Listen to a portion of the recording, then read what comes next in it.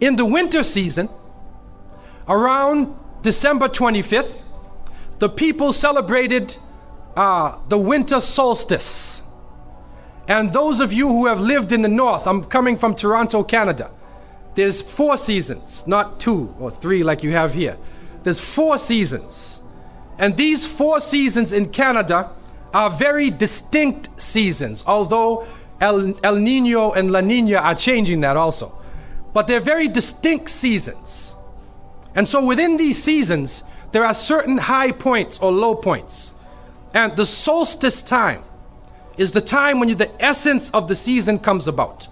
And so the winter solstice would come about somewhere between December, in December, from December 21st, and it goes all the way to around January 6th or so. And so the people of the north would celebrate different holidays, have different occasions based upon the winter solstice. Put yourself in the northern countries. I went to Norway and spent some time with the Muslims in Oslo. May Allah subhanahu wa ta'ala help them. They're really far up north. And also I had the chance to go to Alaska, and there's Muslims in Alaska. Now when we were there in the summertime, and it was time for Salat al-Maghrib, and we looked outside and the sun was still out. Somebody looked at his watch and he said, well, that's sunset and it's time to make Maghrib. So we made Salat al-Maghrib that is normally made with the sunset according to the watch, and the sun was out. The time for Isha, they looked at their watch again. It's supposed to be darkness of night according to the fiqh. They looked at their watch and they said, it's time for Isha. We made Isha and the sun was out. Around 1 o'clock at night, I looked at my watch and realized it's time to go to bed, but the sun was out. And so in those parts of the world, you are in a situation where, for the Muslims, you make taqdeer. And the fuqaha have told us that you can use the closest reasonable city for your base, or you can use Mecca al-Mukarramah. And some different fuqaha have used different positions. Where I was, they used Seattle, Washington as the base of their time where they were in Alaska. What is important though is that in the wintertime, there is a period where there is no light. You are literally in darkness 24 hours of the day. And this stretches for a period of time. Now, could you imagine if you're living in Alaska, or living in Canada, or living in Norway, and you don't have central heating, and the cold is outside, it's darkness around you, people are dying from disease, it's a terrible time, and every family would probably lose somebody, or they would know of somebody dying from the cold and disease during that season. This is the winter solstice.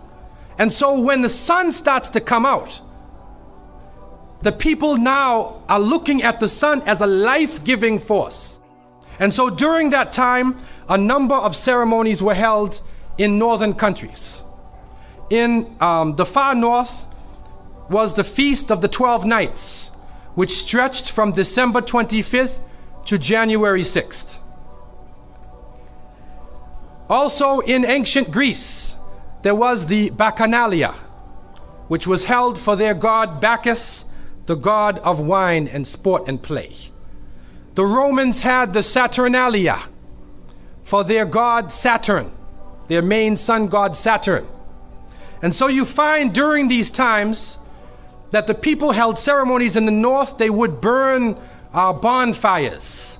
The light was important, the fire, because the fire represents the light, the life-giving force for those who worship nature. Also in the north, they recognized that there was one tree that despite the cold would still remain alive.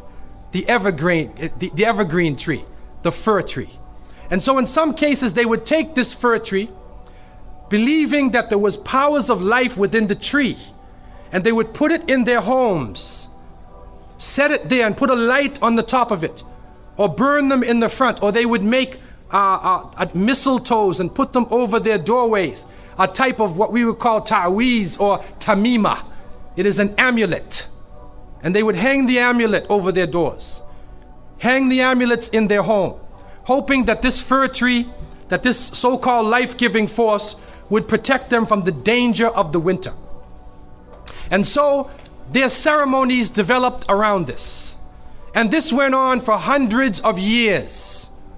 We also find in the ancient northern countries, we find the Druids and the Druids of the north. And they carried out special ceremonies surrounding the mistletoe and surrounding the fir tree and the beliefs, and they would meet within circular areas. And they had a secretive cult that spread throughout the far northern countries. One of the interesting individuals, and you can look this up if you can find it in the dictionaries or encyclopedias, is a man called Mithra or Mithras. This is a very mysterious character. And when you look at history, you find that this individual called Mithra was born on December 25th.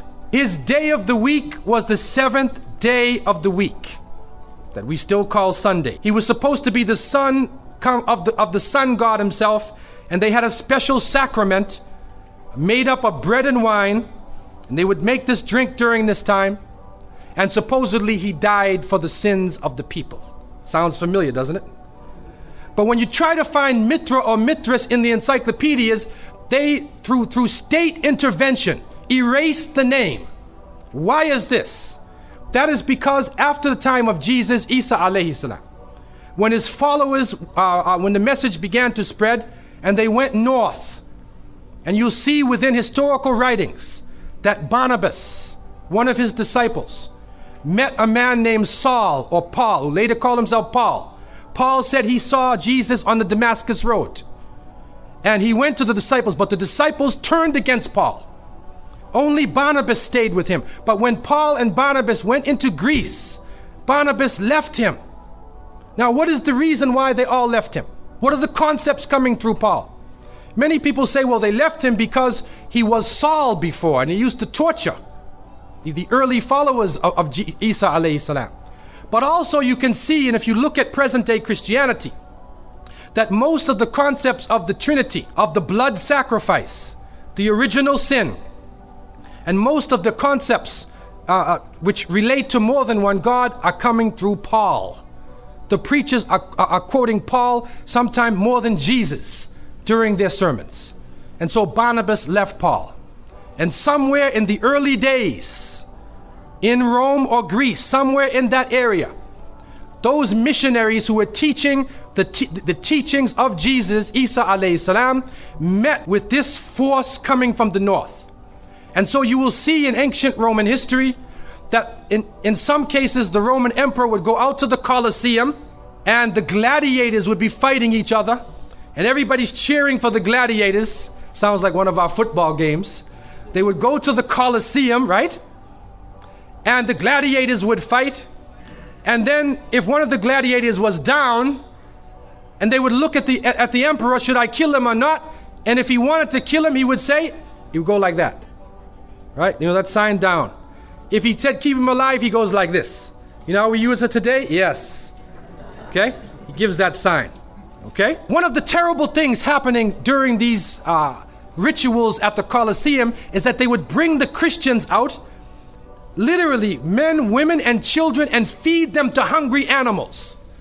They would take a hyena or a wolf or a lion and get it hungry and crazy and beat it and throw raw meat at it and then send it out on the people, and they would literally cheer and watch as the animal ripped the bodies apart. This is a terrible culture. Tear the bodies apart.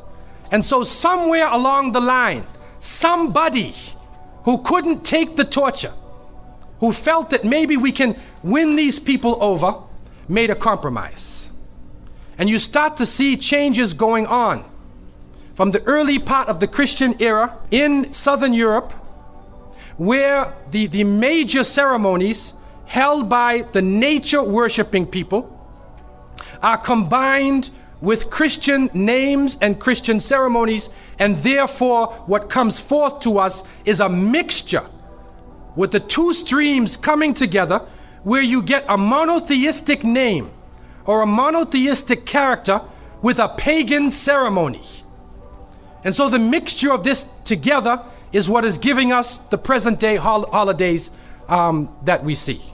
Number one, we understand that Isa alayhi salam, according to the different reports of the different scholars in many religions, he was not born in the cold weather. History shows us that he was born during the warm weather. Even in the Christian traditions, they have the belief that the shepherds were tending their flocks outside. And in Palestine, you cannot keep your flocks outside. In the wintertime, in the evening, you bring them in because it's cool at night. And so it was the warm weather. It was also the time of the taxes in the north.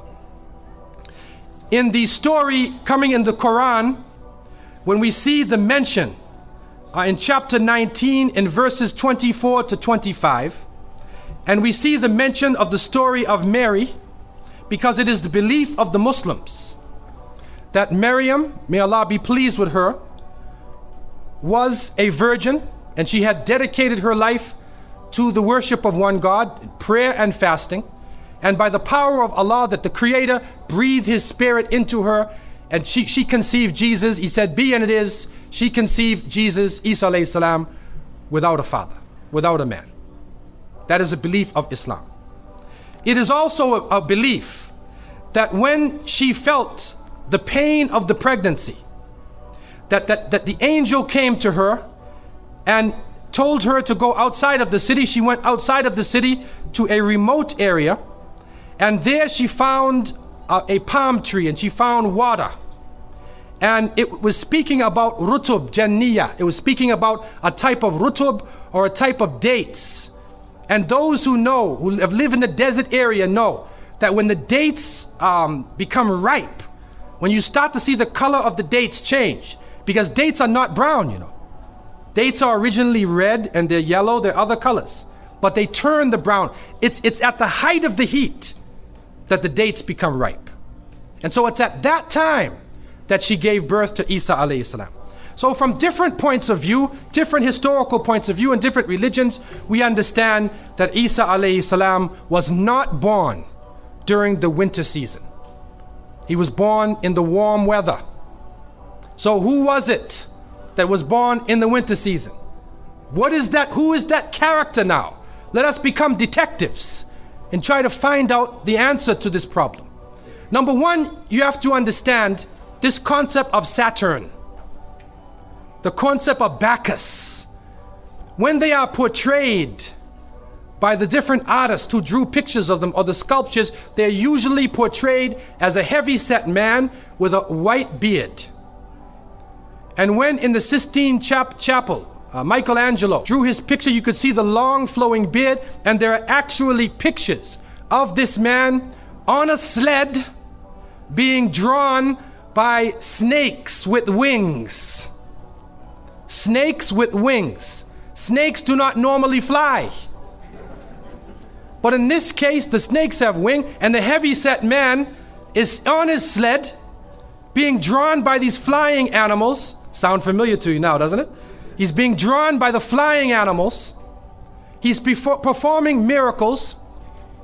He's coming out on December 25th, which is not the birthday of Isa alayhi salam, has nothing to do with Christianity. It is the time of the Bacchanalia and the Saturnalia. And he is representing riotous fun, drunken revelry. And so what happens on Christmas, the Christmas season, especially in America? People today are not even thinking about Isa alayhi salam. They're not even thinking about Jesus. They're looking how they can get drunk. On Christmas, what is going on? In the Caribbean and many parts, if they offer you a Christmas pudding or Christmas pie or Christmas drink, watch out. Because it's probably laced with rum or wine. That's the spirit of the season. Now, this riotous occasion that was going on went so far that the Christian church banned it. And the Church of England, according to historical sources, actually banned it all the way to 1647 it was prohibited in England to celebrate Christmas because they saw Christmas as being a pagan holiday. This is an official position taken by the Christian church, the Church of England, who were known at that time as Puritans. What happened was an individual was superimposed. A name was superimposed. We hear about the name of Saint Nicholas. Saint Nicholas.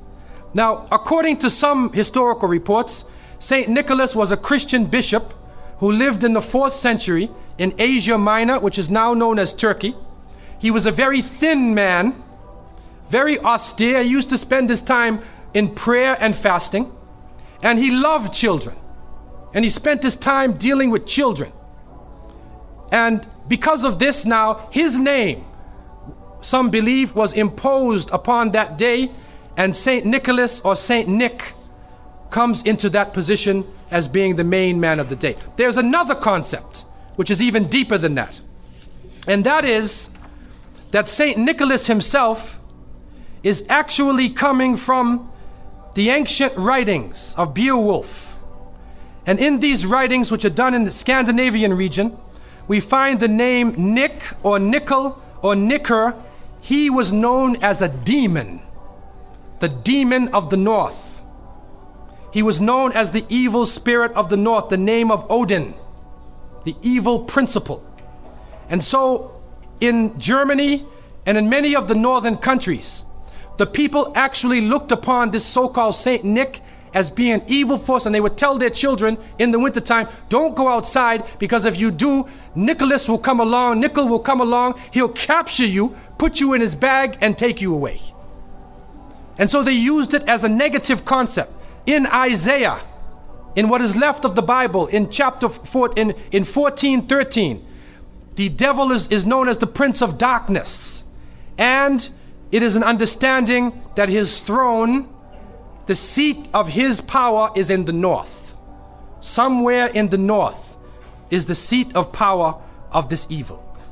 And so the Germans also, when they depicted this Nicholas, or this Pelsnickel, as they would say, Pelsnickel in German, it means a furry devil. When they depicted him, they depicted him as a man with red fur. He had red fur coat, and his base was in the north, and he was the essence of evil.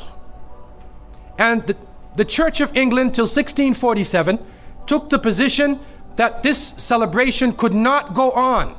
So what we are actually seeing is that the Christmas occasion was actually the time of evil. It was the time of the belief in the Saturnalia and the Bacchanalia. And because of this, they shifted the occasion to New Year's Eve. They shifted all of their feelings and their merriment and their evil to New Year's Eve. Now, before we go to that, looking back at Christmas, what is happening now in Christmas season? I don't know what goes on in Miami, but in the northern cities, on Christmas occasion, they put lights around and Santa Claus parades. Do you have a Santa Claus parade here? They have Santa Claus parades, and St. Nicholas is outside, and he's in the streets, and everybody's talking about St. Nicholas, and the poor children are taught that St. Nicholas is going to come down your chimney. Most people don't have chimneys in Miami anyway, but a 350-pound man is going to come down your chimney and bring you presents and keep his clothes white and red, and go to all of the homes in the area and put presents in your stockings and put presents under your tree, and then fly back out into space. And the poor father who sweat and toiled all year to get you the presents gets no credit for the present given to the child. St. Nicholas comes down the chimney, gives you this present, flies off into the night.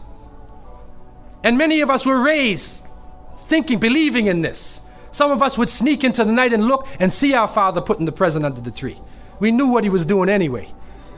But you went along with it, and the people say, well, you know, it's Christmas. Don't you like to have fun? You want to stop the children from having fun? What kind of people are you? But what are you teaching the children? You are using the name of Jesus. using the name of Isa alayhi salam, and you are using a figure who historically is the devil. The devil himself, wal-iyadhu billah. They are using his figure, and he has now taken over the Christmas season. Christmas now to most people means materialism. You have to buy presents for your cousins and your friends, and you got to buy about 34 presents. And you find that most American people are in debt for 6 months after Christmas. Now, where is Jesus? You get drunk, you fight, you lose all your money, the stores raise their prices. Isa alayhi salam is described as a very humble person.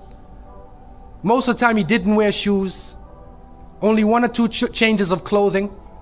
A very simple person, eating very simple food, fasting most of the time. You see what is going on? There are 2 streams now, a stream of polytheism, a stream of monotheism, and now the polytheism, the materialism, is overtaking the monotheism and standing in the way and taking over our society. And some foolish Muslims coming along from outside of in their country say, well, I just want to be an American. I want a tree too. So I said, one of the brothers said he had a Christmas tree in his house. He came for, I said, brother, do you know what the tree stands for? He said, no. Okay, I'll get a palm tree with dates. I'll make it halal, a halal Christmas tree. But brother, you have to understand what it means. You have to understand what it means. Number one, the Prophet ﷺ, when he spoke about, he talked about ar-ruqya, wa tama'im, wa tiwala. He said all of these things are shirk. That if you hang amulets thinking that this ta'weez or this amulet is going to protect you from something, then you are actually giving power to the creation of Allah and taking it away from the Creator. If you think that by making some spells, going to a magician and asking them to put a spell on someone, you want to get married. So you go to the Sahir and say, put a spell on Ali, I want to marry him. Put a spell on Zainab. What kind of marriage are you going to have if you go to the magician? And so the Prophet, peace be upon him, named all of these things, the superstitions, the amulets, all of these type of things are the other stream which goes away from monotheism, from the belief in one God, and takes you into another religion.